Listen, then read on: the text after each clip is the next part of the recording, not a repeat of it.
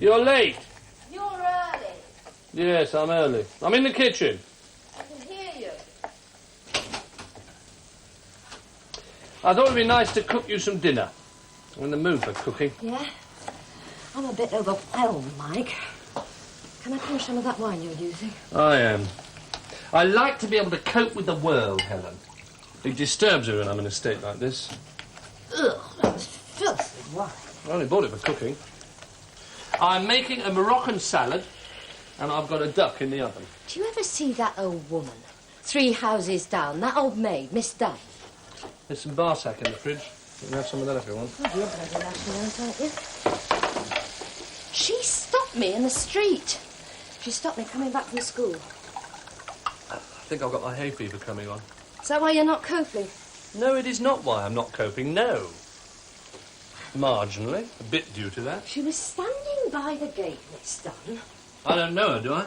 You don't know anybody in this street. Apart from me, you don't know anybody outside your bloody teacher factory, do you? Well, do you? They're too far apart, the houses, aren't they, to know anybody? I mean, I don't bloody want to. But if you do... Oh, I gave a lift to Eric. He's had these puppies, the Labrador. She said, could I spare a minute to go into our house? What are you looking at? Into our house? I was just looking at your hand. Do you feel any urge to touch my hand? I'm not sure. I think so. I think so, too. No, let's leave it. Oh, if you like. Do you think this is a good idea, this not touching? Well, try it. We've only been trying for a couple of days. She lived with her brother. Did you ever see her brother? Well, that house that she lives in, it's like a museum. It belonged to the mother and the father, and they've lived in it, brother and sister, for the best part of 30 years. It hasn't been touched, not since the mother died. Sleeping together? I didn't think so. Oh, no, I'm sure not. Anyway, she was standing by the gate, and she held me back by my arm. Would it be too much trouble, she said, if I asked you to come in and look at my brother? Listen, I used to give the brother lifts into town whenever it rained. Tall, thin, spectacles. Sydney. Well, I don't know what they called him. He worked in an insurance office or something. No, a fantastic producer, according to the sister, Gilbert and Sullivan. Ill, was he? He got up this morning to go to work, and he suddenly collapsed. I like this room. Do you? Mike, do you not want to move now? Are you worried about moving? The trouble is, our ground has collapsed under our feet, Helen. We don't need to move. The college is bloody staying open. It's in the papers tomorrow. They're cutting the students by 500, but I can bloody stay on if I want to. It's a bit sweet for me, this wine. I like it. It's all right. Fine arts is going to be one of the major courses.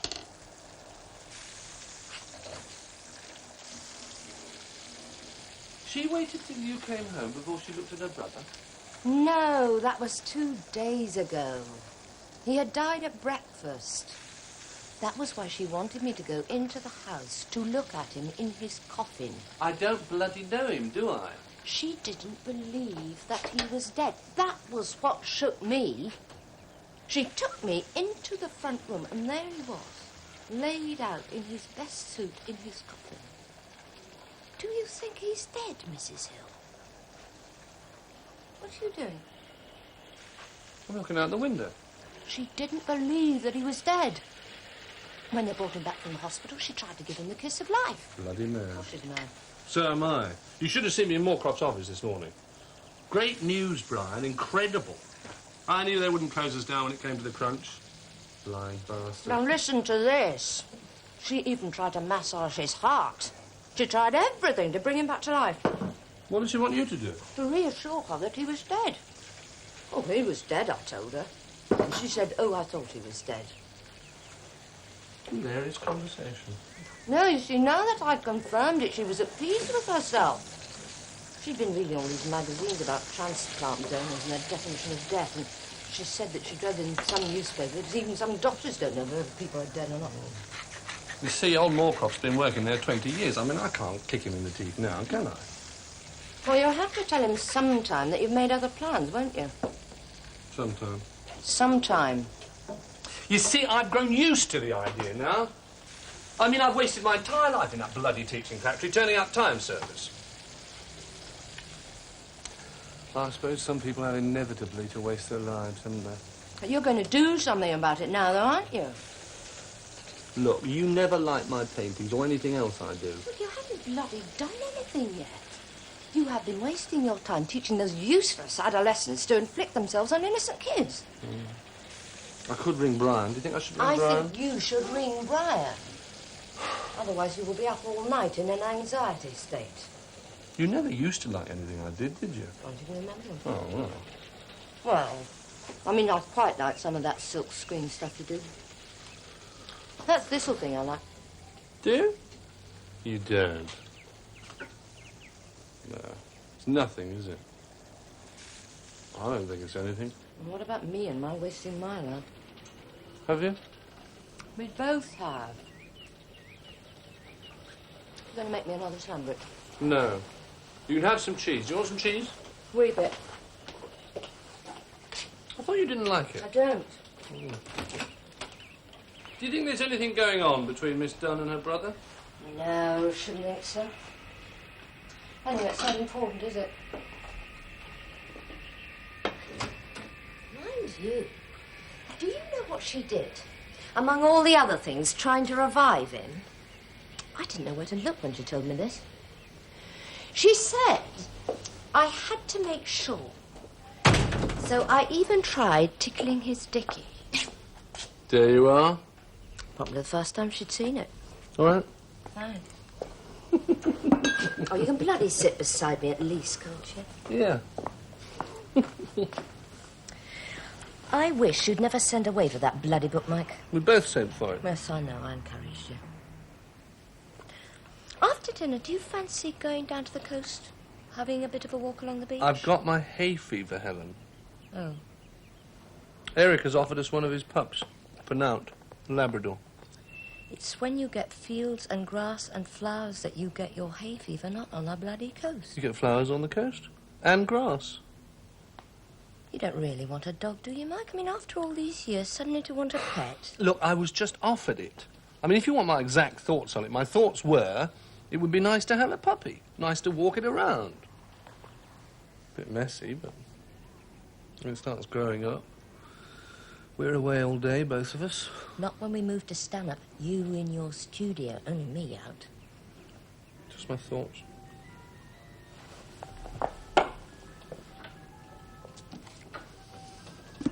Maybe we're too used to each other. I mean, I think most people get like that. They get used to one another's body. Perhaps we're not fantastically sexed, either of us. Trying, aren't we? It's fair enough. We could see a doctor if you really worried. Oh, Mind you, I would be a bit embarrassed, and you would. No, let's just try the book for a couple of weeks, all right?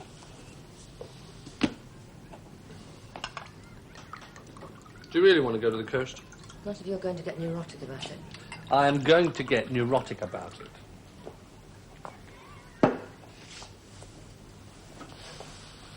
Do you know what's good about us?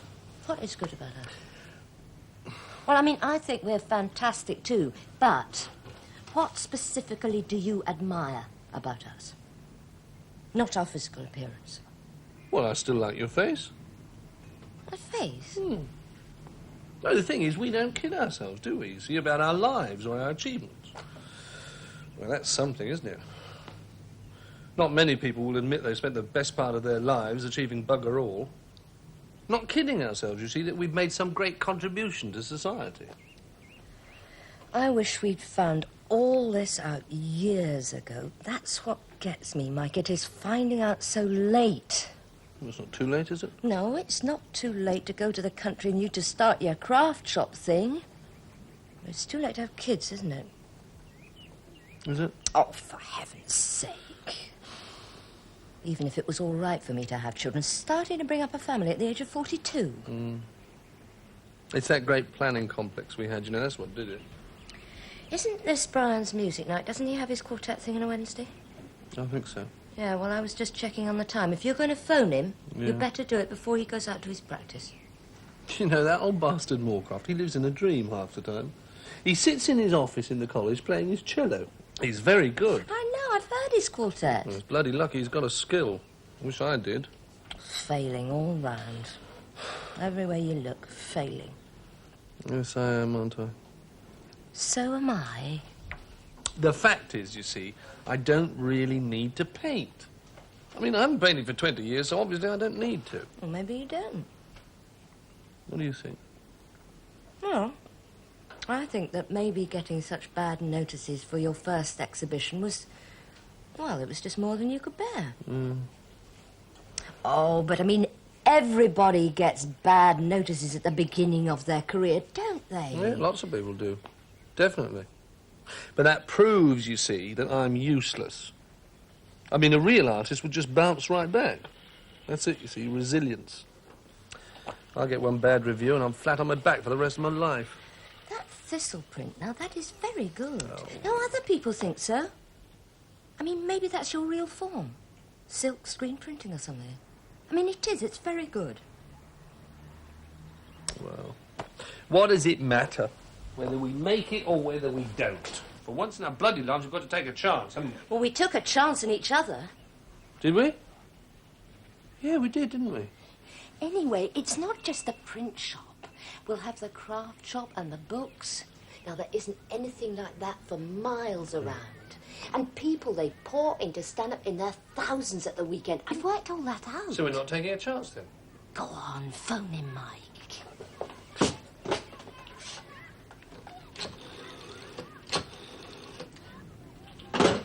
What about you?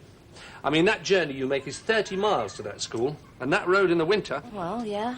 I don't know that I'll be able to stand that. Travelling back and forward every day. It'd be bloody murder coming back after a hard day's work. We'll go on social security. Oh, come. We will exploit your one talent, growing things.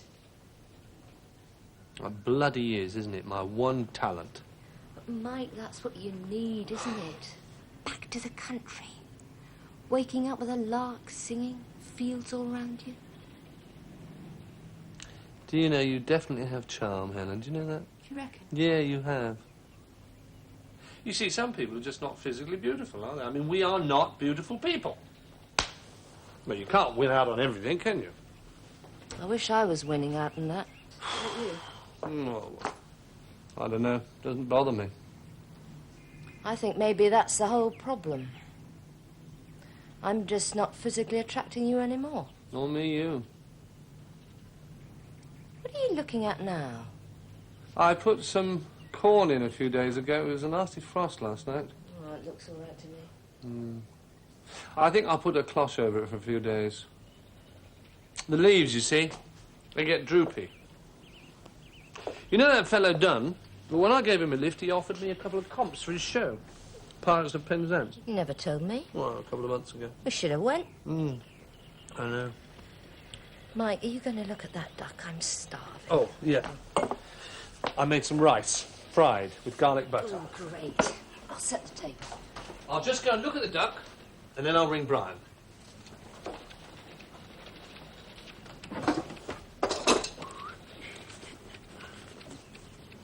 All right, Mike. Table set.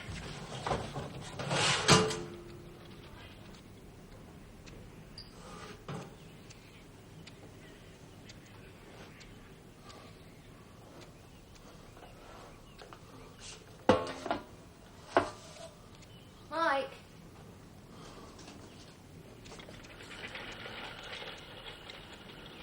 It's the regulo. I forgot to switch the oven on. I don't bloody know. Oh, well, we'll just have to have fish fingers and chips. I don't want fish fingers and bloody chips! I spent hours organising that duck! Oh, we'll have something else. We'll go out. We'll have the duck tomorrow. I wanted you to have this nice dinner. I had this strudel thing, strudel and ice cream. Fantastic dinner organised. Didn't you notice that there was no smell of cooking? No, I didn't. I mean, I should have done, but, well, we were so wrapped up in what we were talking about. Listen, we'll go out. We'll go to the steakhouse. I mean, we haven't been out for nearly a week. Mike? Darling. Darling.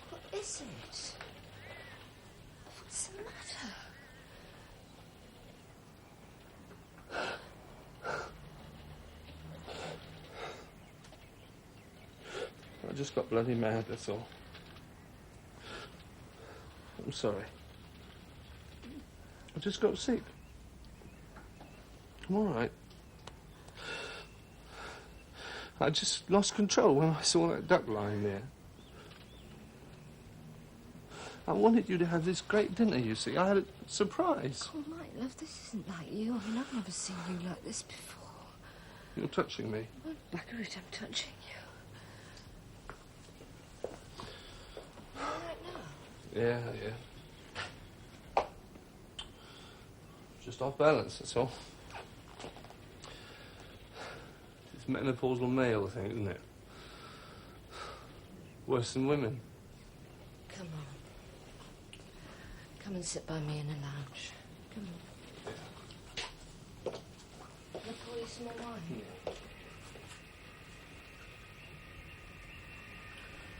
We'll go out to eat then, eh? To the steakhouse. In a minute or two. You shouldn't be doing that, you know. It says in that book, no physical contact for 2 weeks.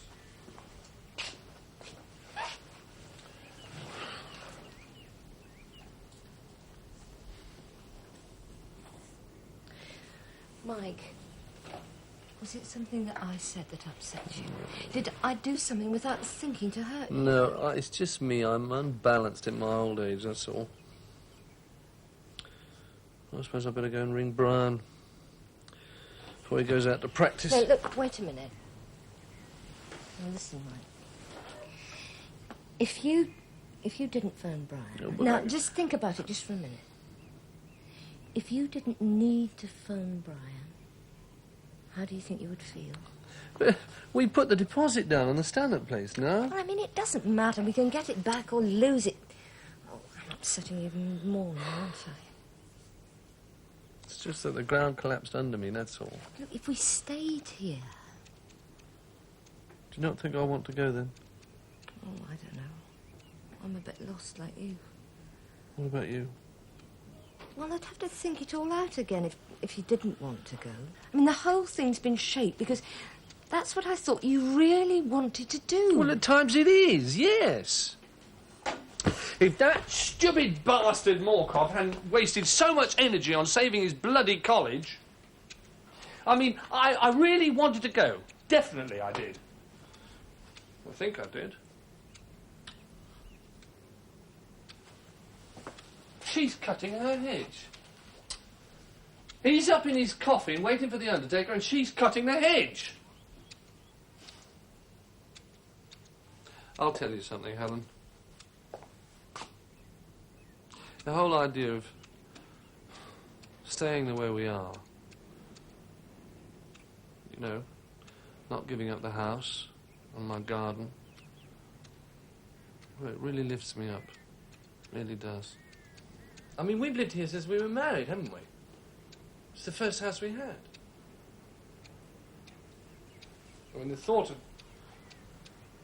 growing things, corn and outdoor tomatoes, well, we'd really have to watch it there, you know. Acid soil.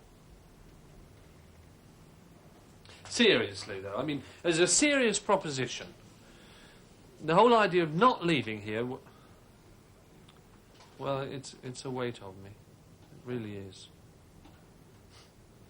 Pathetic, isn't it? But I'm happier. I can see you are. Look at you. Bloody am. We lose the deposit, you know, 500 quid. Oh, bugger it. If we lose it... No, I definitely don't want to leave the college. It's not just the 6,000, really. But it's the only thing I can do. I do get through to some students. Maybe 1 in 500. Not really worth 6,000 a year, but still, little wins, isn't it? How about you? I think I'm happier. I wasn't looking forward to those long drives. And I like towns, don't I? Being near the cinema, being able to go to a concert without making a major production out of it. Having our friends round us. You know what we're doing, don't you? We're giving in to our pathetic weaknesses. I think we should throw that bloody book away, don't you, Mike? Give up all round. Give up all round. Anyway, stupid, isn't it? Trying to make your life add up to something. I mean, what does her life add up to next door? I mean, cutting her privet. And her brother with his Gilbert and Sullivan. Stupid. No, you're right. I didn't say anything. Come on, then. Let's go and eat. No, come back here for a minute. Come and sit by me. Now, look. I haven't had a bloody cuddle since that book arrived. Burn it, eh? I love you. Mm. You love me. We've got each other. And I still think that cuddling you is one of the best things in my life. Mutual. I love you. You know, when you think about it,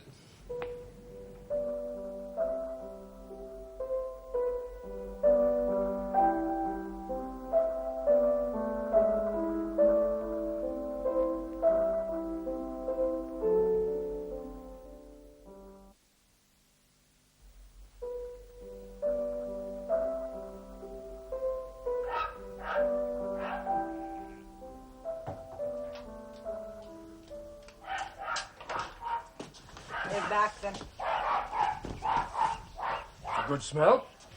It's mince roll.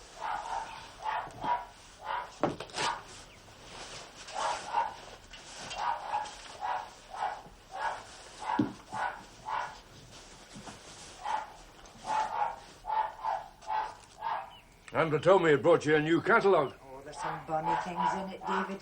I just cut that out.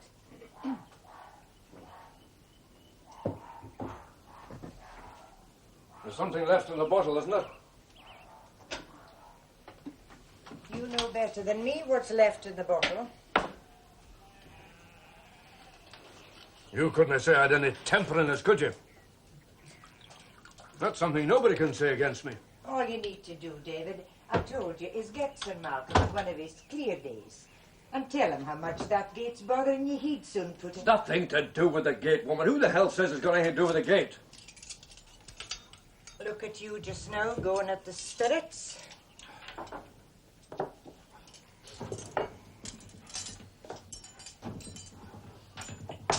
I told Mr. Childs last year we're losing partages with 100 along the Berwick Road. They've been mown down right, left and centre. If only we'd rented the shooting rights to a syndicate, we'd have enough money to put a proper fence along the entire estate by the Berwick Road. Did Andrew tell you he'd to stop Sir Malcolm driving through the village this morning? Sir Malcolm's never been saner. His mind's never been sharper. Just that he's got overmuch on his mind, that's the problem. Mr. Charles has him running round in circles the way he's mucking about with the estate. Sir Malcolm was driving on the wrong side of the road. Half on the pavement. He's a lawyer, Mr. Charles. What the hell does a bloody lawyer know about running an estate like this? Andrew said Sir Malcolm probably thought he was driving in France or somewhere. Were they driving the wrong side of the road? I never wanted a tar road up to the cottage. It all happened exactly as I told Sir Malcolm it would. Will I give you your soup now? I haven't finished my gun, have I? I told him, you put a tar road up to the cottage, we'll have every Tom, Dick and Harry coming up to the moors. If you told Sir Malcolm how much that gate's getting in your nerves, it wouldn't cost all that much to put a cattle grid in its place. All that tearing up the land on either side of the road, all that disturbing of the earth. We had near a snipe on the moor within a mile of where they've been working. And it took nearly a year to get the badger back again.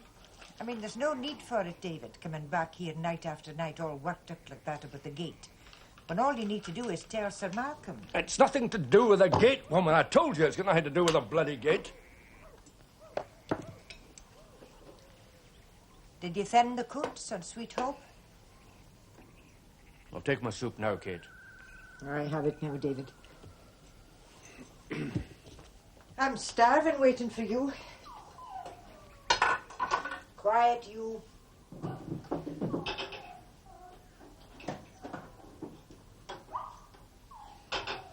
I took 70 cuts from Sweetheart this afternoon, single-handed. Mr. Charles wouldn't have dirty his hands on a job like that. I doubt whether he can shoot anyway.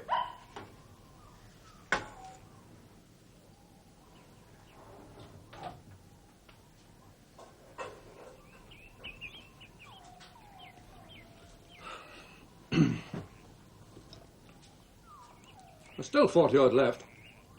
I waited half the morning, spelling it out for him. Why the lock had to be thinned. Left him, he wouldn't have taken one. I can understand him. I like the sight of the loch full of coots. They've life in them. Haven't they, David? It was Mr. Charles that gave us the van. Sir Malcolm would never have given us a van. I never wanted a van. You know what we had on the table this morning, David? A nut hatch. I can't talk to him. Can't get through to him. Keeps on shouting about natural control. Coots will learn to control themselves. The partridges that learn the trick of crossing the Berwick Road without getting flattened by heavy lorries will go on to raise chicks with the same knack. You're driving everybody like mad. Planting woods, draining fields, building roads, paying me to look after the estate, and still going on about natural control. You like it? Ah, it's fine. Like he can't grasp it. This estate, it's no natural, is it? I mean, no estate is natural. It came right on the table. The nut hatch. It's bonny, David. We do a bit now.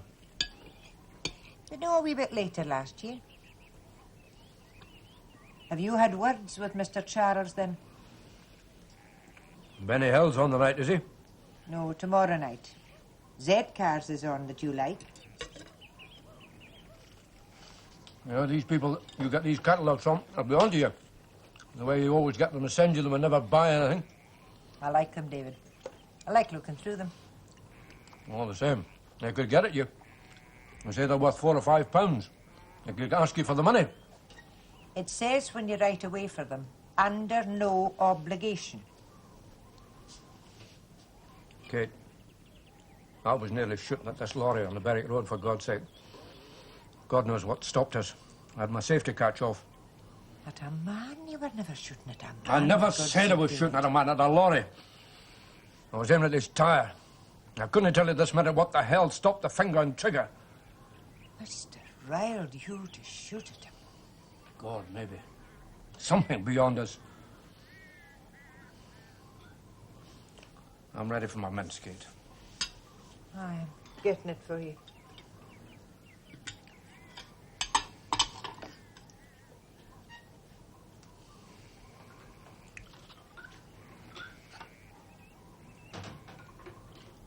You could buy something out of this catalogue, couldn't you, just for once?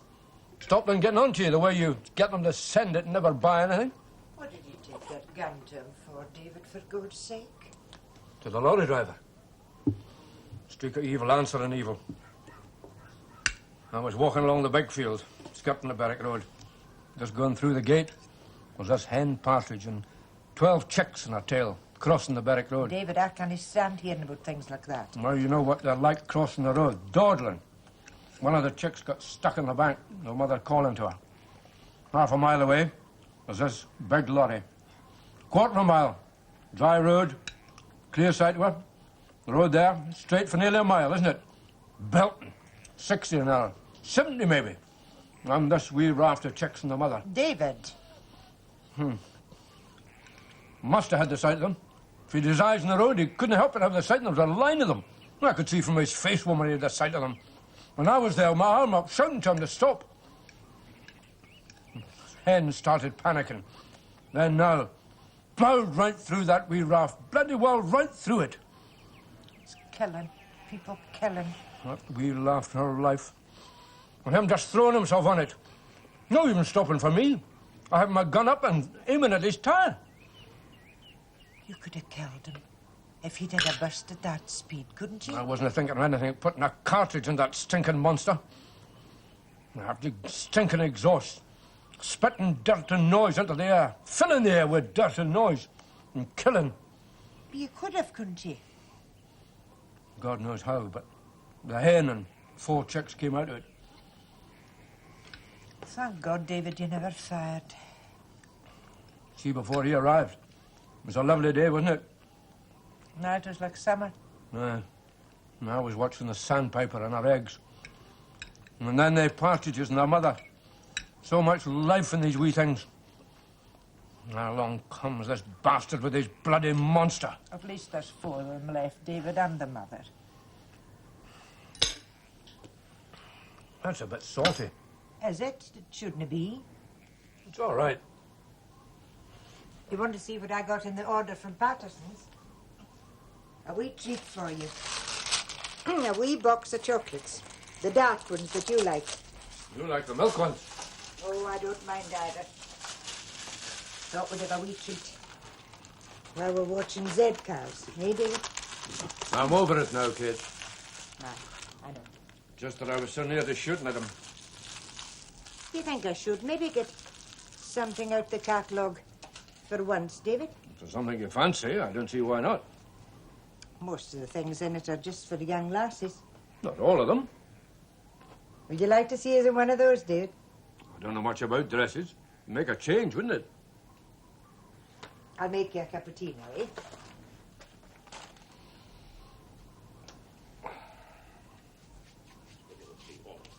It's at Great Hawk near Hartlepool, where the giant oil production platforms have been built by Langs Offshore for British Petroleum. Great Hawk 1 was towed from the... Is there no chocolate you can get? Now in position. Milk and plain? 100 miles. I'm sure I've seen them on the television. Another giant oil. What are you doing in there, Kate? Put the light on, woman. I haven't touched it, David. It's just gone out. Have you fused it? Plug it in the kettle. I was just filling the kettle. I wasn't near the plug. Must be a fuse somewhere. Have you been at the fuse wire, David? It was in the top drawer here. I had it for the van the other day. Now, what the hell did I do with it? I'll light one of the lamps for just now.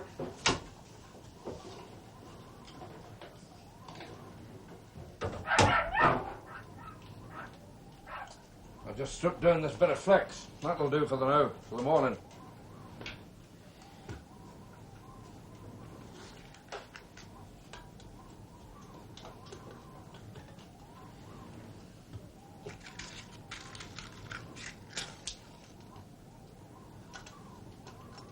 Can I help?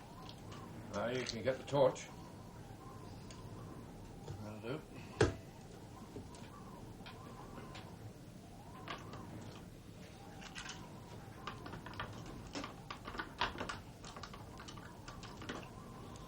Hold it right up. No, that's it. Fine. Kate, You haven't given yourself a shock, have you? I'm just thinking, we'll leave it off for tonight. Just for the night. We've got the lamps. We've had the electric light night after night, 9 months running. Just not fix it, David. Night after night. What about the kettle? You haven't had your tea yet. We've still got the old kettle, haven't we?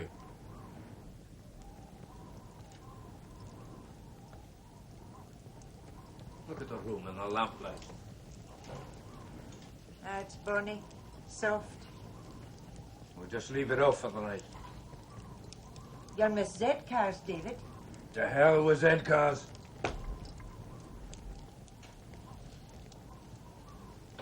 They look bonny in that light.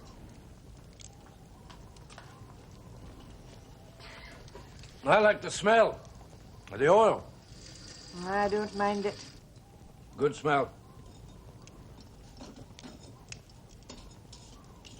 No other way of doing it, is there? Running an estate, thinning out the cuts this afternoon, had to be done. Loch would have been covered with them. 2 years' time, there wouldn't have been room for anything else. You like a chocolate now, David? Yeah, have 1 or 2. The last year or two, sometimes when you turn your head, you look like father just a wee bit. Oh, like? And what's happened in the last 2 years to make me look like him? I just said a hint, just a wee bit, like. Maybe it's getting that wee bit older, David. That's something you're always saying. Age doesn't mean a thing. Maybe have something to do with the way we live here, but I don't feel old. And all my life I've never thought of you as being anything but a young woman. We're not old. I'm no saying we're old. We're no young either. The way you move about, in the house and outside it, you can run up mutton law like a young lassie, for God's sake, can't you? I didn't say we were old. Like your chocolates. Right. Fine. Have one. Is there a rum one? Well, taste it.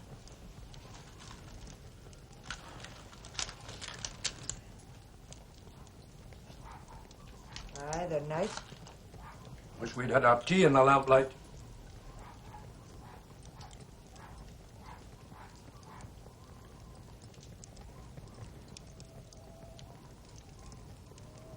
What have you done with the gramophone, Kate? I put it under the bed. Oh, that would be nice. I put it on the top of the wardrobe. The records are in a box inside. I'll light you another lamp.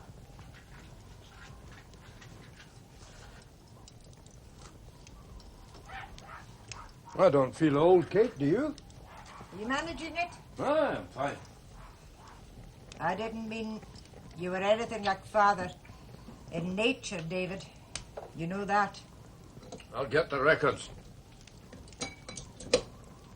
We're both like Mother, aren't we? Thank God we both get our nature from Mother.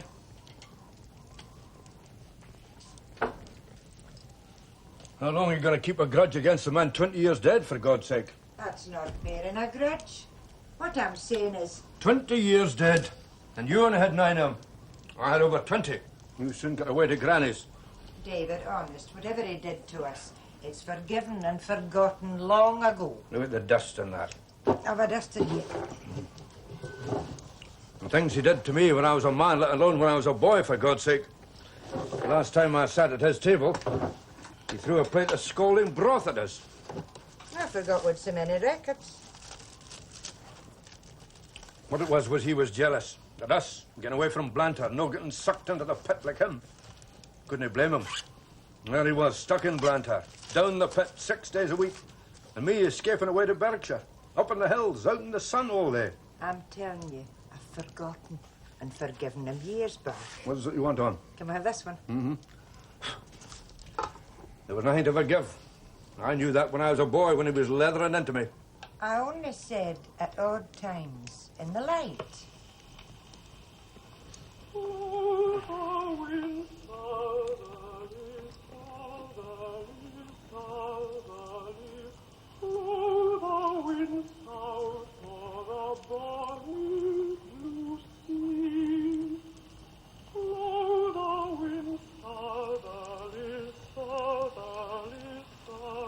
He was chained up to the pit woman. The pit had him.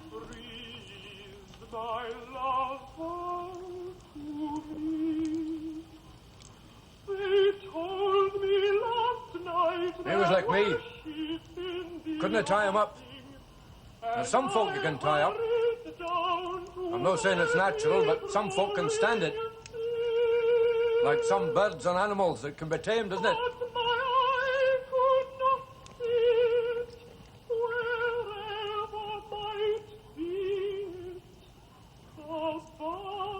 He was bursting out of the pit, pulling away from it.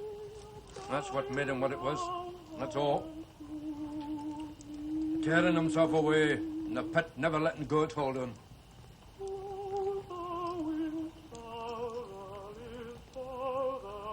She had cancer when she made that record. That's all his hammering's ever amounted to, isn't it? She died not all that long after of cancer. Kathleen Ferrier. Oh? Oh, I don't like the sound of that. It depresses you to listen to. Oh, not me. The other way round. Nothing like that. That's something or a bit more like it.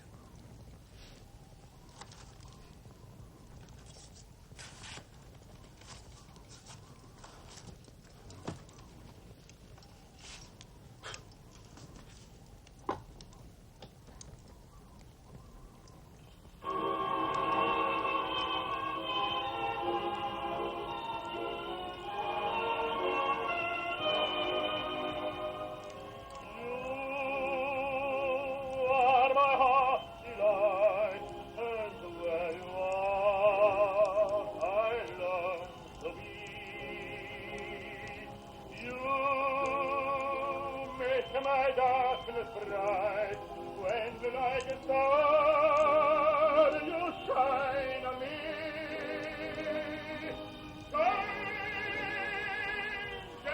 Oh, that's lovely.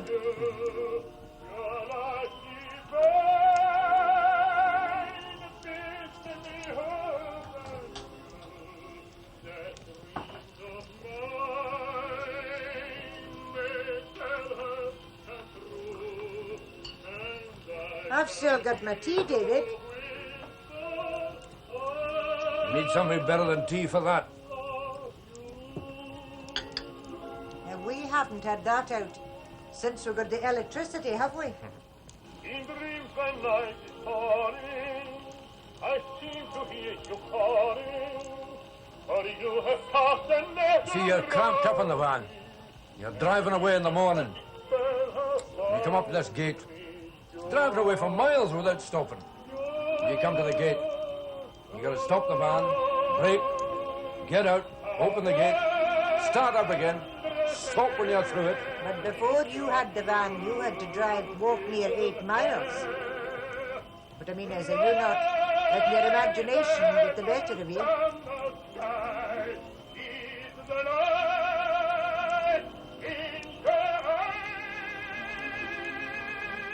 To hell with the bloody van. Your father's bad language, that's one thing you have from him. I don't want a van. What good is it? I've been here 20 years without it. I'll leave it in the garage or give it back to Sir Malcolm. It was Mr. Charles gave you it. What good is a van to me? What good is a gamekeeper who sticks to the road, for God's sake? Would you give him it back? I tell you, when I go into Coldstream, it takes all the pleasure out of it for me. I enjoy the bus. Seeing folk on the bus. Aside from the gate, you can't see anything from a van. The noise of the engine scares everything for miles ahead of it. David, you know something? I feel really happy at the idea of it. Getting rid of it. It's like something was taken off our backs.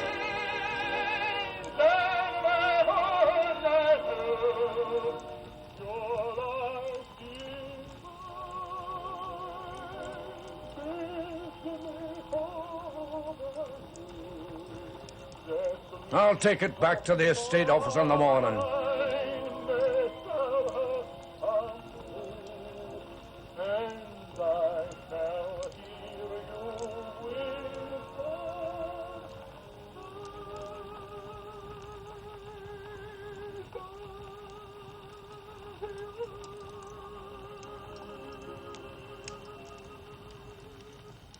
Oh, that's lovely. I could never have enough of that. It lifts you right up, doesn't it? You know what I think it was, David? I think it was the electric light making you look like father. Drive along the van, you don't get any feel of the summer. All you get is the smell of the petrol and the noise of the engine. If you explain to Mr. Charles that you can do your work better without it, David. Or the winter, or any of the seasons for that matter, do you? They're nice chocolates. Listen, Kate. This. Now. I like it. I've always liked the light from oil.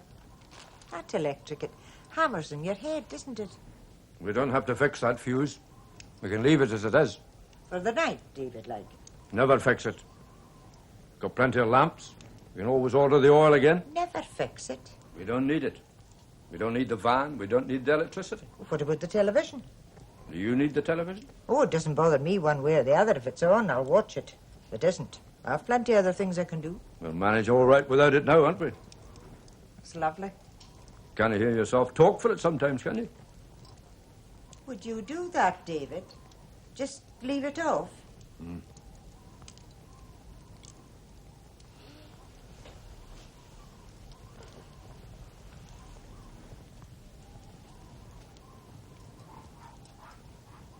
Had a good week, a few months before he died.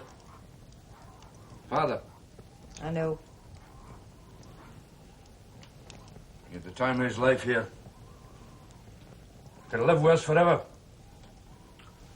This was his place. Out here with all the green round him. It was entirely different here, wasn't it? I'm telling you. Never raised his voice once the whole week he was here. I'm happy enough to do without the electricity, David. So Malcolm, Mr. Charles meant well with all these things, improvements. I forgot all about that week Father was here. Until you spoke about it. Not funny. When you think about it, I'm saying they meant them for our good. But this last year, we've had all these improvements. I was thinking, can you mind a single thing that stands out in your memory? Can't remember much about the summer, no. Nor the spring. I can remember dozens of things about the summer before. We had a picnic at Coburn's Path, and you were swimming. That was the year before, wasn't it? Mm-hmm. That was the year. There were wild strawberries covering the place. And that night we went down the road and those two badger boars wiring into each other. I remember it was a bad summer. That's about all I can get. It was a bad, miserable year. That's the only word I can think to describe it. There was no joy in it. I can't mind a scrap of joy the whole year. You think so, David? It wasn't as bad as all that. Oh, think yourself. It was neither good nor bad. It was nothing. Maybe the electricity and the van and that, and then the gate getting on your nerves. And that room Mr. Charles had built on. Your room. No, we didn't need that room. We were fine as we were, weren't we? We've been together in there ever since we came here, for God's sake. Mr. Charles was just doing it for us, to make us more comfortable. I've been on my own all last year, Kate. So have you. I don't like lying by myself at night. I get cold, body and spirit. I'm shivering the whole night. David, so am I. I'm the same. Are you? I'm telling you. Soured the whole year for me. I'm out and away from you all day, and to be cut off from me at night. See, when you go into one room at night and I go into the other, it cuts into me. Goes into my stomach. You should have somebody to lie with you at night, shouldn't you? It's natural, isn't it? Listen, David. Well, we'll go to bed. No, and talk like we used to do. Are you tired, Kate? Oh, it's nicer and easier talking in bed. I'll make you some cocoa later, like I used to do. And we'll have it in bed, eh? The things some folk do to themselves, eh? They're mad, aren't they? We'll go into my room. I've got the big bed. I'll get my pajamas. I do that.